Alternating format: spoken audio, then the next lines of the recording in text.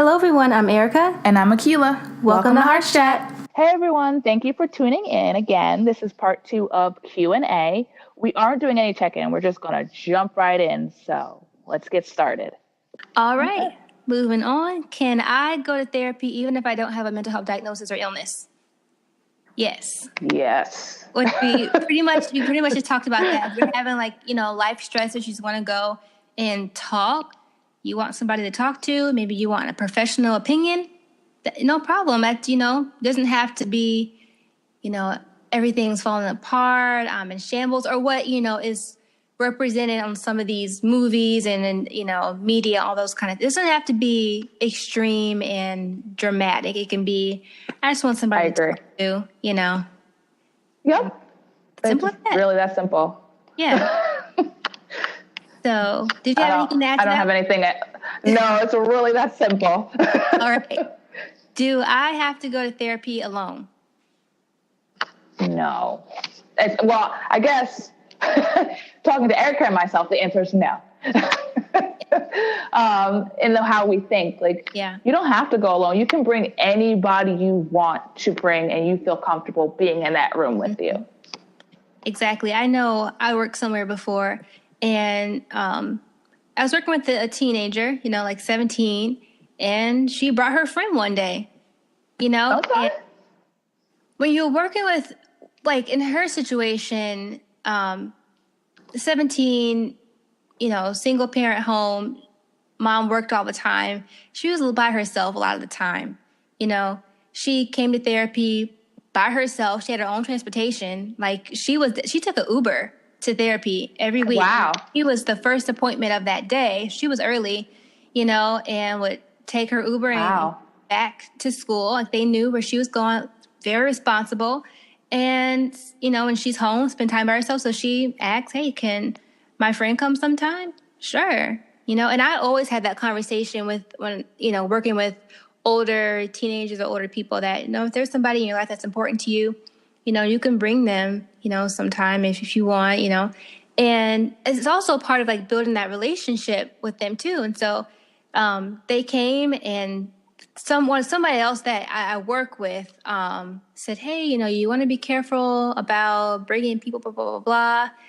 But, we both come from different mindsets where, we're coming from the more relational mindset, and they're coming from, they were a clinical social worker, and then they have a different mindset and everything. And not to mention, they had no idea what we were working on.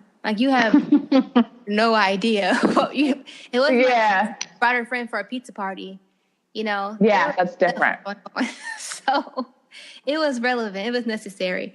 But no, you definitely don't have to go to therapy alone. If that's going to help you feel comfortable, if you want to bring your support, of course, check with your therapist. You always want to check, but you don't have to. And you can always find a therapist that will accommodate or kind of be on the same page with you. I agree completely. Now, if it's a matter of trying to avoid something, so you want other people there, that's different. But if it's maybe there's somebody you had an issue with or something like that, and we've been working about this, maybe you want to talk to them about it, and maybe therapy is a safe space for you, and you want to talk about it with them there or something like that, or you just felt like there's something you want to talk about, but maybe you need a little bit of extra support, or, whatever the case may be. Or if it's a family situation, maybe you want to bring your sister, because you guys are talking about something and you want to work something out with her. So you bring, it really just depends on the situation. But definitely if it's going to be productive and useful, and helpful, I think it's good. I agree. Because, like you said, if it's not being done to be distracting away from something you're avoiding, then I can't see a negative to bringing your supports in. Great. Okay, we're almost done. So these last few questions. Can therapy help with everyday stress, like stress from working kids? Yes. Yeah, I think we kind of touched on that. Yeah, pretty much on that, definitely. I don't have time to go to therapy. Are there other alternatives? Yeah. I'm sorry, Erica. I'm just laughing because, like, just thinking about that question, like, I don't have time to go to therapy, but will you have time for the other alternatives because they're about the same length? Right. Yeah, but you do hear that so much. Like, I don't have time. You do. I work with a lot of parents, and you have the conversation. Yes. Like, I'd like to do a parent session or this or that. Well, I don't really have time, Yep. Okay. There's a lot. There's a lot you can say with that. But it's either deal with these issues and make time for all that drama, Preach on it. Preach. or make time to resolve this for a few weeks, dedicate a few weeks to resolve this issue, and then nobody has to come. Once you are able to meet your treatment goals. Yes. But yes. But for our convenience, there are all these different apps like Talkspace, Mindful, I think, where you can do online therapy from the comfort of your home, like on the video. Yes. There's talk therapy on the phone if maybe you want to multitask when you're driving and be on the phone. Yep. And there's pros to cons to both of those, which that could be another though. But it can be better than nothing, so there are other alternatives. Exactly. And there's also coping skills. If you don't have time to go to therapy, then if you're not going to do like the online alternatives or like the mobile alternatives, then things like self-care, making time for yourself, touching base with your friends, maybe it's a massage, maybe it's going to the gym, those kind of things. But or even, you can't go to, if you're just new to going to therapy, I wouldn't recommend just going once a month, I agree. But no. Maybe you could start with twice a month or something like that. And you can, hopefully the therapist will talk with you and, maybe work on trying to figure out how to prioritize this or, whatever the case. There's so many different alternatives, but I guess the short answer is no. Yes. Yes, there are. Yes, the alternatives, yes. Can I afford therapy? You pretty much touched on that, Akilah, with the insurance bit. Yeah, therapy can be affordable because I know, like, there's the insurance bit. Yes, you can have just your copay. There's the out-of-pocket, but with out-of-pocket, there's some therapists will do a sliding scale, and basically that they start with a price, and if they find that you can't, if you find you can't afford that, then they would like drop it down to a certain amount that they've already like kind of discussed and decided on with you that would be more manageable. So some therapists will do a sort of sliding scale type of situation when it comes to payment. Yes, and so there's definitely ways. Definitely, and don't be afraid to ask about that, when you're first setting up your initial appointment and all those type of things. And some therapists will give discounts for teaching or those like in the helping field, officers, firefighters, jobs like that. Yep, definitely. So there's definitely many different ways. Therapy can be expensive, but there's ways to there's ways to work around it and make it affordable. Definitely. Does it mean that something is wrong with me if I go to therapy? No, I don't think I feel like just because of the stigma of therapy, I personally view therapy as like going to the doctor's office. Like when you go to the doctor's office, a medical doctor, if I'm trying to distinguish between the two, you go there, you have something going on, you talk to them, they give you some medicine, and you're on your way. With therapy, it's a little bit more depth, but it's the same thing. I always tell my clients, I'm like, to me, I think getting like psychiatric testings and neurological testing is a thing everyone should do. Why not? It doesn't hurt us. Right. I agree. And I don't think it means something's wrong with you if you go to therapy. I would say not at all. No. Everybody needs somebody. We all need each other. I view it the same way. It's like going to the doctor's office. Yep. There's nothing wrong with going to therapy. It's about your outlook. And like we said before, you can go just because you want somebody else to talk to or you want a professional opinion about something. There could be a certain situation that you're struggling with. You just want to go and kind of talk about that. You know, that could just be, maybe it's your job. Your job's stressful, so you want to go and talk about that. Nothing wrong with that. Nothing at all. That's what they're there for. That's why they exist. Exactly. Exactly, Erica. Honestly, these days, who doesn't go to therapy? That's very true. Michelle Obama, Amber. They go to therapy. Yes, they did. You know, it's so funny that you say that, because the other day, like, I'm so used to just like being in the therapy world. The other day, somebody said to me, like, you know, I don't really like to talk about my business. And I was like, what? I haven't heard that in years. Mm-hmm. Like, everyone's talking about their business now to an extent. Right. That's funny. Well, our last question, and this is a big one. So what does it mean that therapists are mandated reporters? So some people might not know, you know, about that, but if you've been to therapy before, or, you know, of course, if you are someone in the mental health or works with children, then you know about mandated reporters. Yes. But basically, if we are told that there's domestic violence or child abuse or sexual abuse or anything like that, then we have to report it.